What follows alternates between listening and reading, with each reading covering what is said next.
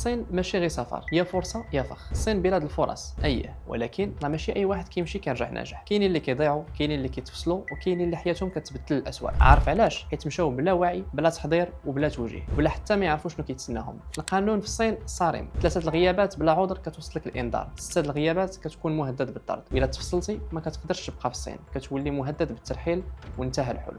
ولكن شنو ممكن اللي وصلنا لهذا الشيء؟ الطلبه في مدن صغار ما فيها حتى مغربي، بلا سند بلا تواصل، كيتقاطعوا مع الناس الغالطين، كحول، مخدرات، الفراغ، الاحباط، وكاين اللي كيتطور الامور الاكتئابات خطيره، كيبدا كيغيب وكينقطع وما كيبقاش يجاوب حتى والديه، وكتلقاه حتى في وسط بلاد ما كتسناش اللي ضعيف. حنا شفنا حالات مؤلمه، الشباب كان فيهم طموح، ذكاء، حلم، ولكن تخلاو عليهم غير في الوقت اللي كانوا محتاجين فيه غير التوجيه والدعم. والاباء بزاف ما عارفين والو، تايقين في وكالات غير مسؤوله ولا في ولادهم بلا ما ينتبهوا للحقيقه. المشكل ماشي في الصين، المشكل هو تمشي بلا وعي. حنا ماشي غير كنصيفطوك تقرا، حنا كنجهزوك باش تنجح، باش تندمج، باش تحمي راسك. مرافقه نفسيه، اجتماعيه وقانونيه من اليوم الاول حتى ترجع بدبلوم وفخر، ومعنا غادي تمشي ايزي واي.